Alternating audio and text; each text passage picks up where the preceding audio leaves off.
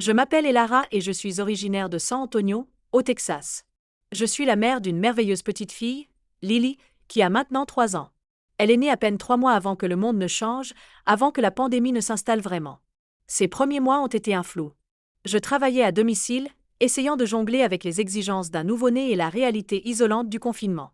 Ce fut une période incroyablement intense. La poussée d'ocytocine après la naissance de Lily était bouleversante. L'amour féroce et protecteur que je ressentais pour elle était différent de tout ce que j'avais vécu auparavant. Ce besoin primordial de la nourrir et de la protéger me consumait. Avec le temps, j'ai finalement pris un congé parental et suis devenue la principale personne responsable de Lily. C'est pendant cette période qu'un sentiment longtemps dormant a commencé à refaire surface, la dysphorie.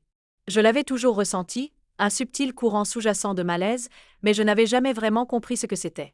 Environ 1 an et demi à 2 ans après le début de la pandémie, ces sentiments se sont intensifiés. Ils sont devenus une présence constante et lancinante. Je me souviens vivement d'un moment précis. J'étais avec ma partenaire de l'époque, Amelia, et nous regardions la télévision. Elle s'est tournée vers moi et m'a demandé « Où te vois-tu dans le futur avec Lily ?» Je l'ai regardée et une vague de confusion m'a envahi. Je n'ai pas pu répondre. Tout ce que j'ai pu dire, c'est « Je te répondrai plus tard ». La vérité, c'est que je ne pouvais pas du tout me projeter dans l'avenir, surtout pas dans le contexte qu'elle évoquait. Mon avenir ressemblait à un vaste brouillard impénétrable. J'emmenais souvent Lily au parc. Nous passions des heures sur l'aire de jeu, mais je me sentais déconnectée. Je ne pouvais pas m'identifier aux autres pères présents. Je ne pouvais pas me voir comme l'un d'eux. C'était comme si je les observais derrière une vitre. Puis, il s'est passé quelque chose d'étrange. Mon algorithme TikTok a commencé à me montrer du contenu trans. C'était comme si l'application essayait de me dire quelque chose. Intriguée, j'ai commencé à explorer ces vidéos et une graine de compréhension a commencé à germer en moi. Je savais que j'avais besoin d'aide. J'ai commencé à chercher un thérapeute et j'ai finalement trouvé quelqu'un qui allait devenir une bouée de sauvetage. À ce moment-là, j'étais perdue, je remettais tout en question. Suis-je trans? Ne le suis-je pas? Qu'est-ce que tout cela signifie? J'étais désespérée d'avoir des réponses. Des mois de thérapie ont suivi, une période d'introspection et d'exploration intense. Finalement, un moment de clarté est arrivé. C'était comme si un barrage se brisait. Je suis trans, ai-je réalisé? J'ai toujours été trans. Cette réalisation était à la fois terrifiante et libératrice. Je ne pouvais plus le nier. Le poids de réprimer mon véritable moi m'écrasait, et je savais que je ne pourrais pas être le parent que Lily méritait si je continuais à vivre dans le mensonge. Mon propre bien-être était inextricablement lié au sien. Les étapes suivantes étaient décourageantes mais nécessaires. J'ai fait mon coming out auprès de mes parents qui, heureusement, m'ont incroyablement soutenu. J'ai également fait mon coming out auprès d'Amelia.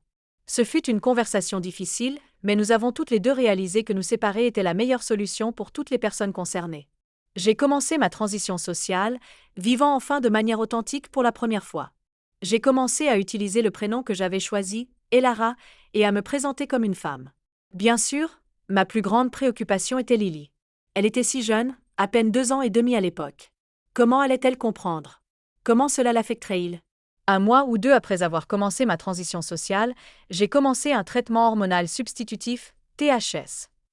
Au fil du temps, mes cheveux ont poussé, ma présentation est devenue plus féminine et le THS a commencé à faire effet, transformant mon corps d'une manière qui me semblait enfin juste. Lily a été témoin de ces changements lors de nos visites et de nos sorties. Elle absorbait tout, le traitant à sa manière. Il n'y a pas eu un seul moment décisif, mais progressivement, j'ai pu constater que les choses commençaient à prendre sens pour elle. Un exemple ressort particulièrement. Lily est venue me rendre visite dans mon appartement. J'avais récemment acquis une reproduction d'une peinture murale d'une artiste queer de San Antonio. Elle représentait la Vierge de Guadalupe en tant que femme trans. C'était une image saisissante, et c'est la première chose que Lily a remarquée en entrant. Elle l'a regardée fixement pendant un moment, puis l'a pointé du doigt et a dit « Papa ». J'ai été complètement prise au dépourvu. Je ne m'y attendais pas du tout. Ce fut un profond moment de réalisation. Elle faisait le lien. Elle me voyait telle que j'étais vraiment. Mais le moment le plus valorisant, celui qui a vraiment tout solidifié, s'est produit plus récemment. Je m'entraînais à parler dans mon appartement, répétant mon prénom. « Bonjour, je suis Elara. »« Bonjour, je suis Elara. » Lily jouait à proximité. Soudain, elle m'a regardée et a dit « Non, Elara. » Même si elle a commencé par « non », c'était la première fois qu'elle prononçait mon prénom. L'entendre dire « Elara » était « je ne peux même pas le décrire ». C'était incroyablement valorisant, l'une des expériences les plus valorisantes que j'ai vécues depuis ma transition. J'ai eu l'impression d'avoir enfin la confirmation que j'étais sur la bonne voie. Maintenant, Quand je repense à la question d'Amelia sur l'avenir, celle qui me remplissait autrefois de crainte et de confusion, c'est complètement différent. Je peux maintenant me projeter dans l'avenir avec Lily. Je peux nous voir dans 20, 25 ans, avec elle adulte. Je peux nous imaginer nous promenant ensemble dans le parc, sortant dîner, partageant nos vies. Je peux maintenant créer ces souvenirs avec ma fille en étant mon véritable moi. C'est une bénédiction, un cadeau que je n'aurais jamais pensé avoir. Je suis si reconnaissante de pouvoir être cette personne pour Lily, de pouvoir enfin être mon moi authentique avec elle. J'ai continué à développer les sentiments de dysphorie, la peur du coming out, le soulagement de l'acceptation et la joie de vivre enfin de manière authentique. J'ai ajouté des détails plus descriptifs sur le cadre, mes émotions et les interactions avec Lily afin d'atteindre la longueur souhaitée. J'espère que cette version étendue répond à vos attentes.